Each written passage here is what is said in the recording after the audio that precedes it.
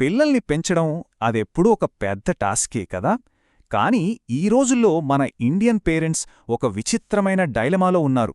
ఒకవైపు మన సంప్రదాయాలు, మన పద్ధతులు, మరోవైపు ఈ మోడర్న్ ప్రపంచం తెచ్చిపెట్టే ప్రెషర్స్. మరి ఈ రెండింటినీ బ్యాలెన్స్ చేస్తూ పిల్లల్ని పెంచే ఒక కొత్త దారి గురించి ఈరోజు వివరంగా మాట్లాడుకుందాం. అసలు మన పెంపకానికి వెస్టర్న్ పెంపకానికి పునాదులనే తేడా ఉంది. ఇక్కడ చెప్పినట్టు మన దగ్గర మనమనే మాటకు విలువెక్కువ. కుటుంబం, సమాజం అందరూ కలిసి ఉండటం ఇవన్నీ ముఖ్యం. పెద్దల మాట వినాలి. కాని వెస్టర్న్ కల్చర్లో నేను అంటే వ్యక్తిగత స్వేచ్ఛకు ఎక్కువ ఇంపార్టెన్స్ ఇస్తారు. ఈ తేడానే ఈ రోజుల్లో చాలామంది తల్లిదండ్రులను కన్ఫ్యూజన్లో పడేస్తోంది. సరే, ఈరోజు మనం ఏం మాట్లాడుకోబోతున్నామంటే, ముందుగా ఇండియన్ పేరెంట్స్ ఫేస్ చేస్తున్న ప్రాబ్లమ్స్ ఏంటో చూద్దాం. ఆ తర్వాత ఫాఫో పేరెంటింగ్ అంటే ఏంటో డీప్గా అర్థం చేసుకుందాం. మరీ దాన్ని ఎలా బ్యాలెన్స్డ్గా అప్లై చేయాలో కూడా చర్చిద్దాం.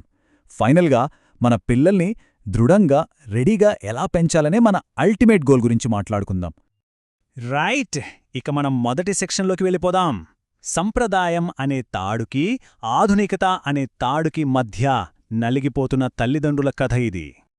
చూడండి, ఒక పక్క మన సాంప్రదాయ పద్ధతి, పెద్దవాళ్లు చెప్తే వేదవాక్కు, చదువే జీవితం, ఫ్యామిలీ అంతా ఒక మాట మీదుండాలి. మరోపక్క మోడ్రన్, వెస్టర్న్ స్టైల్, పిల్లలకు కూడా ఒక వయసుండాలి, వాళ్ల అభిప్రాయాలకు వాల్యూ ఇవ్వాలి, వాళ్ల ఆల్రౌండ్ డెవలప్మెంట్ ముఖ్యం. ఇప్పుడున్న పేరెంట్స్ ఈ రెండు పడవల మీద ప్రయాణం చేయాల్సొస్తుంది. ఈ మధ్య ఎక్కడ విన్నా జెంటిల్ పేరెంటింగ్ గురించే కదా. పిల్లలతో ఫ్రెండ్లీగా ఉండాలి, వాళ్ళని కొట్టకూడదు, తిట్టకూడదు, అన్ని ప్రేమగా చెప్పాలి. వినడానికి చాలా బాగుంటుంది. కానీ ప్రాక్టికల్గా చూస్తే చాలామంది తల్లిదండ్రులు పూర్తిగా అలిసిపోతున్నారు. రోజంతా బ్రతిమాలడం, నచ్చచెప్పడం, కొన్నిసార్లు చిరాకొచ్చి అసలికే ఎకరు పెడుతోంది.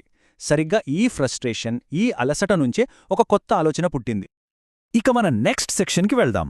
అదే ఎఫ్ఏఎఫ్ఓ పేరెంటింగ్. ఇందాక మనం మాట్లాడుకున్న సవాళ్లన్నింటికీ ఇదొక సమాధానం కావచ్చు. ఎఫ్ఏఎఫ్ఓ పేరు వినడానికి కొంచెం డిఫరెంట్గా, రఫ్గా అనిపిస్తుంది కదూ.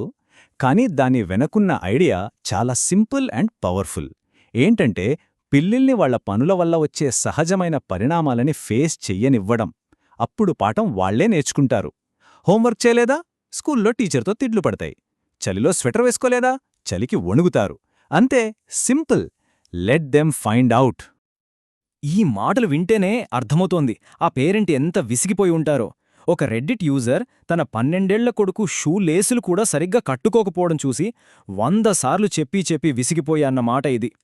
ఆ నిస్సహాయత, ఆ ఫ్రస్ట్రేషన్ నుంచే సరే నీ ఇష్టం అనుభవించు అనే ఎఫ్ఏఎఫ్ఓ ఆలోచన పుడుతుంది. ఓకే, ఇంతకీ ఈ ఎఫ్ఏఎఫ్ఓ వెనకున్న సైకాలజీ ఏంటి? దీని కొంచెం లోతుగా చూద్దాం. ఇది కేవలం ఒక టెక్నిక్ కాదు, పేరెంట్స్ రోల్లోనే ఒక పెద్ద మార్పు. అంటే ఇక్కడ పేరెంట్స్ రోల్ మొత్తం మారిపోతుందన్నమాట. ఒక సినిమా డైరెక్టర్లా యాక్షన్ కట్ అని ప్రతిదీ కంట్రోల్ చేయడం మానేసి ఒక గైడ్లా, దారి చూపించేవాళ్లగా మారతాం. మేము చెప్పింది చెయ్యి అనే కంట్రోల్ పోయి నువ్వు చేసింది నీదే బాధ్యత అనే జవాబుదారీతనం వస్తుంది. మరి ఈ సహజ పరిణామాలు అనేవి ఎందుకు అంత బాగా పనిచేస్తాయి? ఎందుకంటే పిల్లలు వాళ్ల తప్పుల నుండి వాళ్లే నేర్చుకున్నప్పుడు వాళ్లలో రెసిలియన్స్ అంటే దృఢత్వం పెరుగుతుంది. ఒకసారి కింద పడితే అయ్యో అని ఏడుస్తూ కూర్చోకుండా దులుపుకుని మళ్లీ లేచి నిలబడటం అలవాటవుతుంది. వాళ్ల పనులకు వాళ్లే ఓనర్షిప్ తీసుకుంటారు.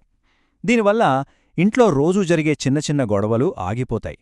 అన్నింటికన్నా ముఖ్యంగా వాళ్ళు రియల్ వరల్డ్కి రెడీ అవుతారు. అయితే ఇక్కడొక పెద్ద డౌట్ వస్తుంది. ఫాఫో అంటే పిల్లల్ని గాలికొదిలేయడమేనా, వాళ్లని పట్టించుకోకుండా వదిలేయడమా? అస్సలు కాదు. ఈ స్టైల్ని చాలా కేర్ఫుల్గా, ప్రేమతో అప్లై చేయాలి. దాని గురించే ఈ సెక్షన్లో చూద్దాం. ఇది చాలామంది పేరెంట్స్ని వేధించే ప్రశ్న. పిల్లల్ని వాళ్ల తప్పుల ఫలితాలని అనుభవించనివ్వడమంటే వాళ్లని నెగ్లెక్ట్ చేయడమేనా? ఈ రెండింటి మధ్య ఉన్న ఆ సన్నని గీత ఏంటి? దానికి సమాధానమే ఈ కాన్షియస్ ఫాఫో, అంటే స్పృహతో ఆలోచించి దీన్ని అమలు చేయడం. Step 1, safety first. పిల్లలు చేసే పనివల్ల ఏదైనా సీరియస్ ప్రమాదముందా అని చూసుకోవాలి. స్టెప్ 2, మీ రూల్స్, మీ బౌండరీస్ ఏంటో క్లియర్గా చెప్పాలి. స్టెప్ 3, వాళ్లు ఆ పరిణామాలను ఎదుర్కొంటున్నప్పుడు మీరు ఎమోషనల్గా వాళ్ళకి సపోర్ట్గా ఉండాలి.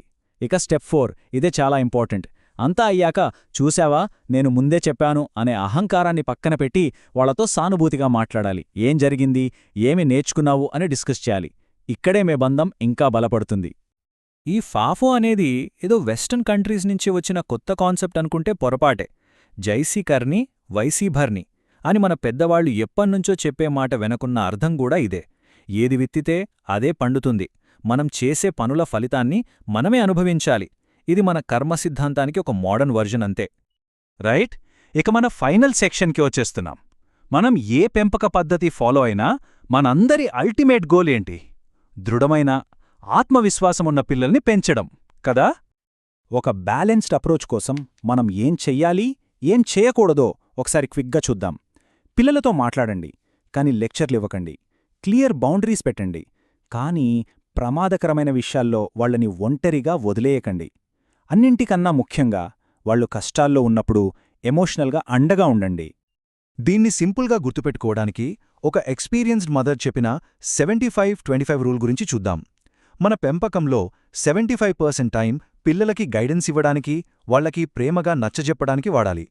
మిగిలిన 25% టైం ముఖ్యంగా పెద్ద ప్రమాదం లేని విషయాల్లో వాళ్లని వాళ్లే నేర్చుకునే అవకాశమివ్వాలి. ఇది చాలా ప్రాక్టికల్ సలహా.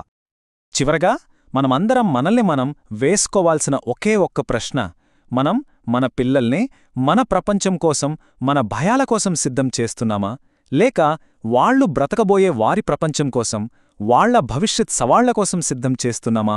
పెంపకం యొక్క అసలు ఉద్దేశం గురించి ఆలోచించాల్సిన సమయమిది.